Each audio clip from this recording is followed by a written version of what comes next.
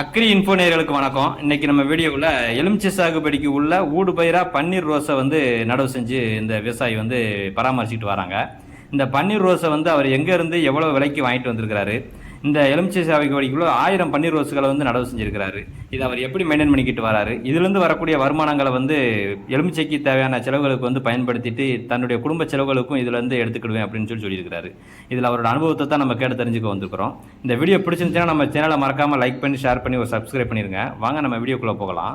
வணக்கம் நாய். வணக்கம். ஆனா இப்ப நீங்க இந்த தண்ணீர் ரோஸையும் இந்த எலுமிச்சை சாகுபடியும் செஞ்சிருக்கீங்க. இது எப்படி நீங்க இதுல ரெண்டையும் ஒரே நேரத்துல பண்ணும்போது இதுல எதுவும் பாதிப்பு வராதா? அதை சொல்றதுக்கு முன்னாடி உங்களை பத்தி ஷார்ட்டா இன்ட்ரோ கொடுத்துட்டு சொல்லிடுவோம். சரி, எங்க ஊர் மீனாட்சிபுரம் கிராமம். ஓகே. தென்காசி மாவட்டம், குறிகுளம் ஒன்றியம். சரி. இப்போ எலுமிச்சை தான் எங்களுக்கு மெயின். இப்போ எலுமிச்சிக்குள்ள 5-6 வருஷம் ஆகும். நாட்டுக்கண்ணு 6 வருஷம் ஆகும். 6 வருஷம் ஆகும். அது வரைக்கும் நம்ம களை வெட்டி பராமரிச்சு சும்மா தான் இருக்கும். அப்போ ஊடு பயிர் ஏதாவது செஞ்சுக்கிட்டு இருந்தோம்னா இதுல உள்ள லாபத்தை எடுத்து இந்த எலுமிச்சை பராமரிக்க நம்ம செலவு சம்பளம் இதெல்லாம் கொடுத்துக்கலாம். ஓகே. இதே மாதிரி எல்லாரும் பண்ணலாம். இது பயப்படுறாங்க, எலுமிச்சிக்குள்ள போட்டா எலுமிச்சி லேட்டா வளர்ந்தாலும் பரவாயில்ல, நம்ம எவ்வளவுக்குள்ள லேட்டா வளர்க்கமோ உரத்தை கொடுத்து வளர்க்க நேச்சுரலா வளர்த்தோம்னா கூட கொஞ்சம் 40 வருஷம் வரும். இது வரும் 40 வருஷம் மேலே வரும். நீங்க எலுமிச்சை நாட்டுக்கண்ணு தான் வச்சு நாட்டுக்கண்ணு வைக்கும். நாட்டுக்கண்ணு தான் வைக்கணும், ஹைபிரிட் வைக்க கூடாது. ஓ சரி சரி. நாட்டுக்கண்ணு வச்சா தான் நல்லா திடர்ச்சியா வரும். நாட்டுக்கண்ணா கண்டிப்பா ஒரு 30 வருஷம் 40 வருஷம் வரும். 40 வருஷம் இன்னொரு கணத்துல போடணும். 40 வருஷம் வந்திருக்கு. Okay okay. ஆமா. இப்ப ரோஸ் போடுறதுனால எந்த பாதிப்பும் கிடையாது. இது 3 வருஷம் 4 வருஷம் வரும். நம்ம எடுத்துட்டு இதுல குறைஞ்சபட்சம் டெய்லி நல்லா பூ வந்துச்சுன்னா ஒரு 1000 கிடைக்கும். ஓகே. 1000 கிடைச்சா மாசம் 30,000 ஆச்சா? ஆமா. இதுல ஒரு 10,000 15,000 நம்மளுக்கு வீட்டு செலவு போகும். கண்டிப்பா. என்ன இதை வச்சு நம்ம குடும்பத்தை மெயின்டைன் பண்ணிக்க. இது வளர தண்டியும்.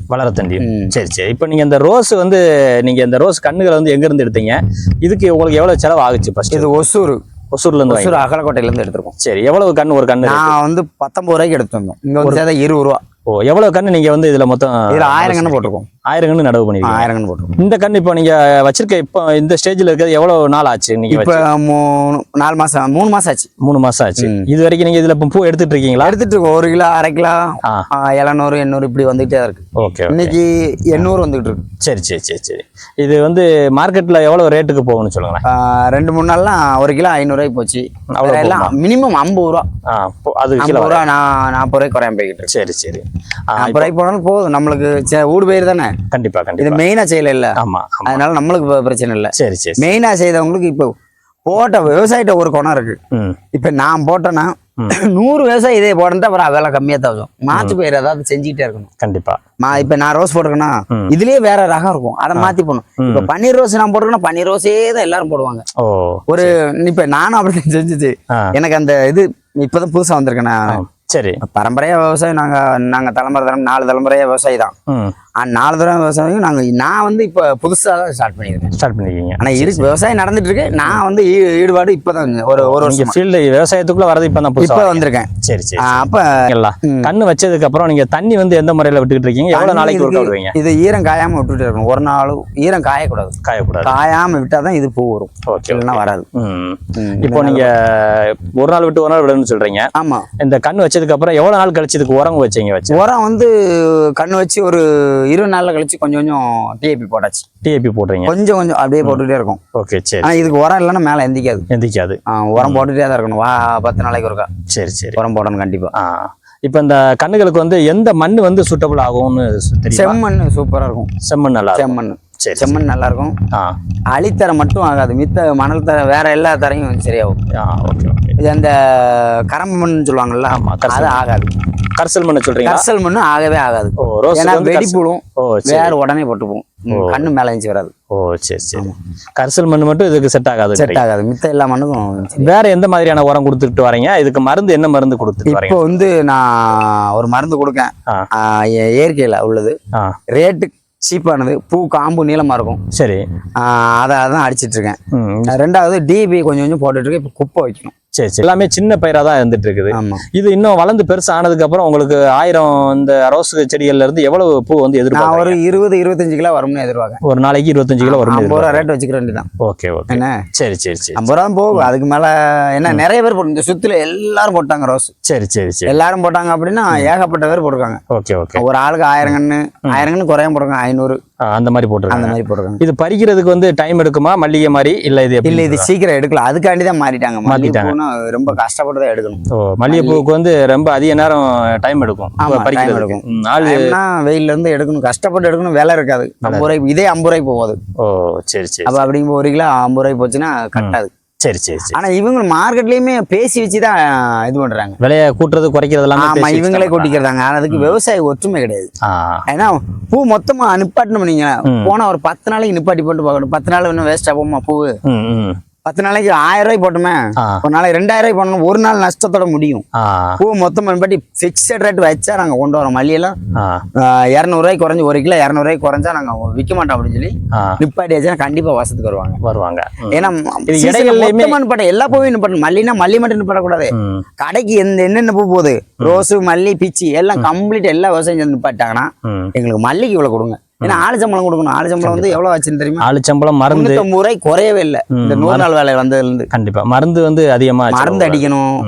ஆளு சம்பளம் வந்து ஆளு பிறகு அவங்கள குறை சொல்லக்கூடாது. வேற கஷ்டப்படணும். கஷ்டப்படணும். அப்ப நம்ம இங்க வியாபாரி தான் விலை வைக்கணும். விலை வைக்கணும். 200 ரூபா வைக்கணும். சாதாரணமா விலையே இல்லைனாலும் 200 ரூபா மல்லி வைக்கணும். இல்லைன்னா கட்டாது. சரி சரி. இப்போ நேரம் நம்ம வந்து பன்னீர் ரோஸை வந்து ஃபுல்லா பார்த்துட்டோம். அடுத்ததான் நீங்க வந்து இப்போ அந்த எலுமிச்சை வந்து இப்போ உங்களுக்கு வந்து மெயினா வந்து எலுமிச்சை வந்து ஆமா, சாகுபடி எலுமிச்சை தான். செஞ்சிருக்கீங்க. இது வந்து எவ்வளவு எலுமிச்சைகள் வந்து இந்த இடத்துல? ஒரு 140 வச்சிருக்கோம். 140. எவ்வளவு இடைவெளியில நீங்க வச்சிருக்கீங்க? நான் 20க்கு 20 20க்கு 20 வச்சிருக்கீங்க.